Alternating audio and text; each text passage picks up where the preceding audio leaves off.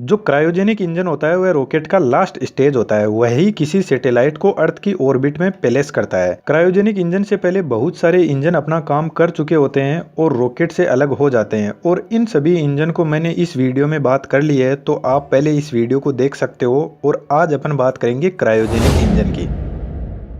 Cryogenic engine technology यदि simple से समझे तो बहुत ही आसान है, लेकिन इसको किसी कंट्री के लिए डेवलप करना बहुत ही कॉम्प्लिकेटेड टेक्नोलॉजी है। इसलिए कुछ ही कंट्री आज तक इसको डेवलप कर पाए हैं, जिनमें से अपना एक इंडिया भी है। सेकेंड वर्ल्ड वॉर के टाइम पर जब रॉकेट बनाए गए तब बहुत सी कंट्री को ऐसा लगा कि रॉकेट इंजन के लिए हमें एक ऐसा इंजन चाहिए जिसमें ऑक्सीडाइजर और फ्यूल के मास की हाई फ्लो रेट हो, जिसमें हमें ज्यादा थ्रस्ट मिल सके। कहने का मतलब जैसे हमारे पास में 50 किलो कोयला है, तो यदि हम उसमें आग लगा देंगे तो वह कई घंटों तक जलता रहेगा, लेकिन हमें एक ऐसा इंजन चाहिए जो इस 50 किलो कोयले को मात्र 1 मिनट में जलाकर राख कर दे। अब कोयला 1 मिनट में जले या 50 मिनट में, हमें तो एनर्जी चाहिए कोयले से एकदम फास्ट। तो बेसिकली यहाँ पे कोयला यूज नहीं होता है, मैंने आपको एग्जाम्पल बताया है। तो रॉकेट में हाई अमाउंट ऑफ मास को हाई स्पीड के साथ में जलाया जाता है, जिससे रॉकेट को थ्रस्ट मिलता है।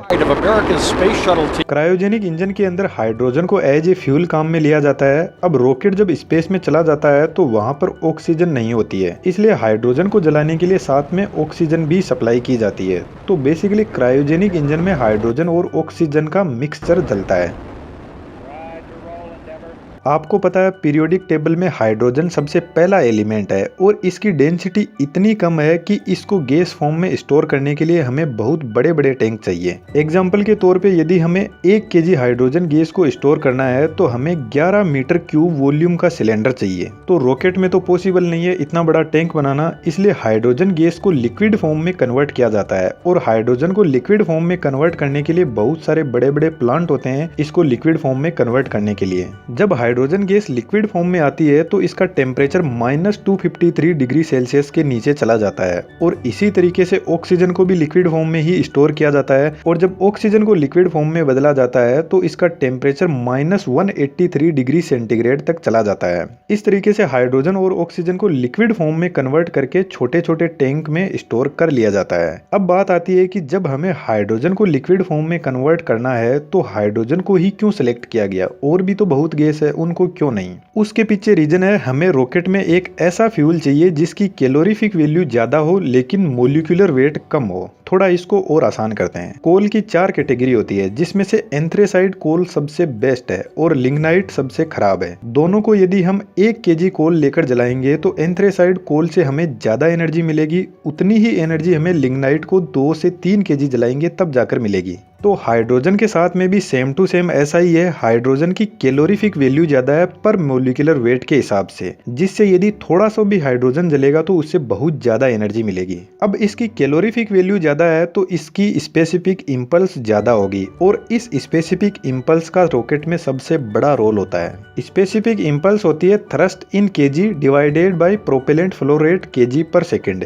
1 केजी जब प्रोपेलेंट यानी फ्यूल जलता है 1 सेकंड में, तो हमें कितने केजी उठाने का थ्रस्ट मिलता है, that is called specific impulse. और हाइड्रोजन की कैलोरीफिक वैल्यू ज्यादा है पर मोलिकुलर वेट के हिसाब से, इसलिए इसकी स्पेसिफिक इंपल्स हाई है, और इसी वजह से हाइड्रोजन का यूज रॉकेट में एज ए फ्यूल किया जाता है। अदर एडवांटेज हाइड्रोजन का यह भी है कि हाइड्रोजन इंजन के पार्ट्स को करोड नहीं करता है, और एटमॉस्फेयर के लिए हाइड्रोजन एकदम सेफ है, पोल्यूशन फ्री है। वैसे हाइड्रोजन कार की मैंने इस वीडियो में बात की थी, यह वीडियो भी आप जरूर से देखना।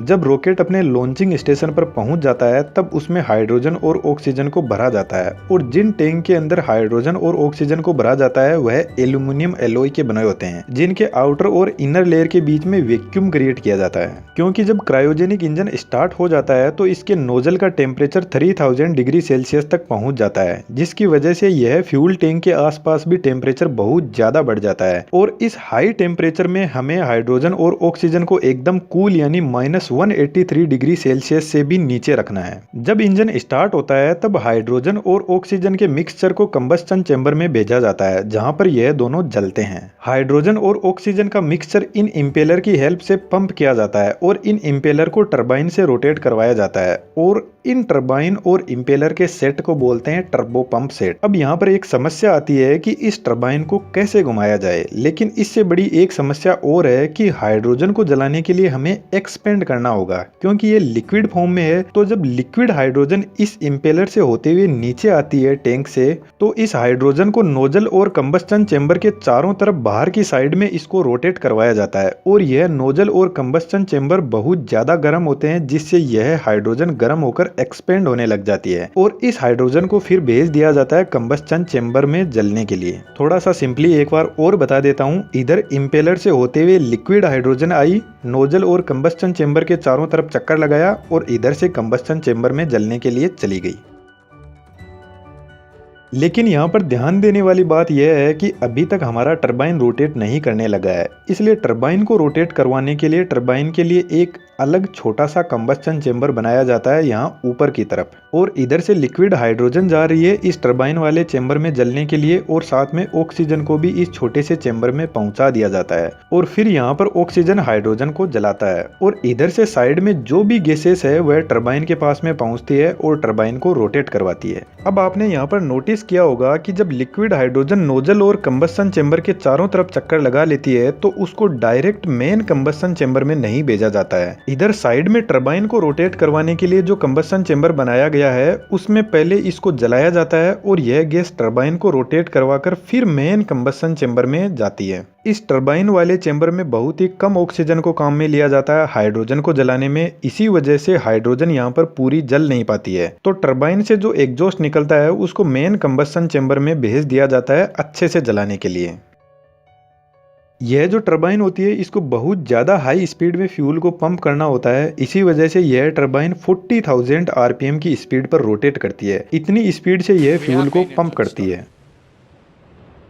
ऑक्सीजन को भी पंप करने के लिए सेम ऐसा ही टर्बो पंप सेट तैयार किया जाता है इधर दूसरी साइड में। जब ऑक्सीजन और हाइड्रोजन दोनों इस कंबस्टन चेंबर में पहुंचती है तो सबसे पहले यह पहुंचती है फ्यूल इंजेक्टर के पास में जो कंबस्टन चेंबर के ऊपर लगा रहता है।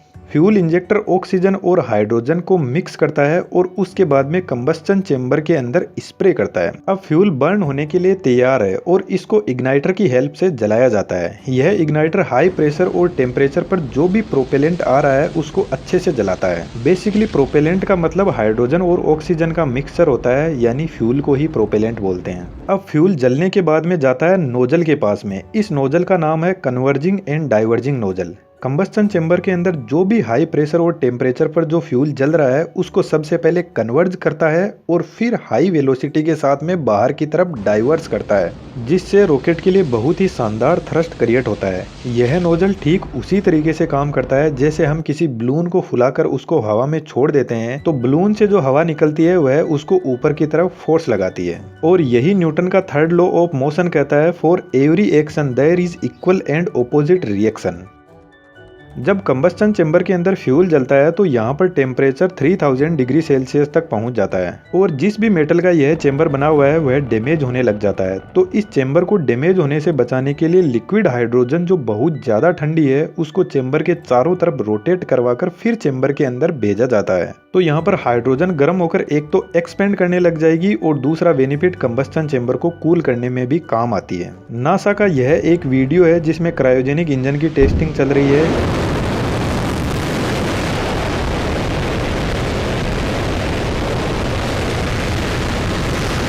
यह जो बाहर धुआं देख रहे हो यह सिर्फ पानी है। हाइड्रोजन और ऑक्सीजन जब मिलते हैं तो क्या बनता है? H2O यानी वाटर। क्रायोजेनिक इंजन के अंदर सबसे बड़ी चैलेंजिंग टास्क होती है ऑक्सीजन और हाइड्रोजन के मिक्सचर का रेशियो तैयार करके कंबस्टन चेंबर के अंदर भेजना, क्योंकि क्रायोजेनिक इंजन जो होता है वह कंट्रोल्ड इंजन होता है जिसमें फ्यूल को कंट्रोल करके रॉकेट की स्पीड को कम या ज्यादा किया जा सकता है और इस फ्यूल का कंट्रोल सिर्फ और सिर्फ टरबाइन के पास में होता है। इसलिए यह turbo pump set cryogenic engine का हार्ट की तरह काम करता है। टरबाइन की स्पीड को कंट्रोल टरबाइन के कंबस्टन चेंबर में फ्यूल सप्लाई को कम ज्यादा करके कंट्रोल किया जाता है। क्रायोजेनिक इंजन की सबसे खास बात यह है कि जैसे जैसे इसमें फ्यूल जलता चला जाएगा वैसे वैसे यह ज्यादा थ्रस्ट क्रिएट करता है और ज्यादा पावरफुल बनता जाएगा। तो जब किसी भी सैटेलाइट को अर्थ की ऑर्बिट में सेट करना होता है तो हमें बहुत ज्यादा हाई थ्रस्ट की जरूरत पड़ती है, जो सिर्फ क्रायोजेनिक इंजन के पास में पॉसिबल है। रॉकेट में जितने भी इंजन होते हैं उनमें सबसे ज्यादा एफिशिएंट यही काम करता है। अब एक क्वेश्चन आपके दिमाग में जरूर आया होगा कि जब टरबाइन की वजह से इतना कॉम्प्लेक्स सिस्टम बन रहा है तो टरबाइन की जगह मोटर को क्यों यूज नहीं किया गया इंपेलर को रोटेट करवाने के लिए।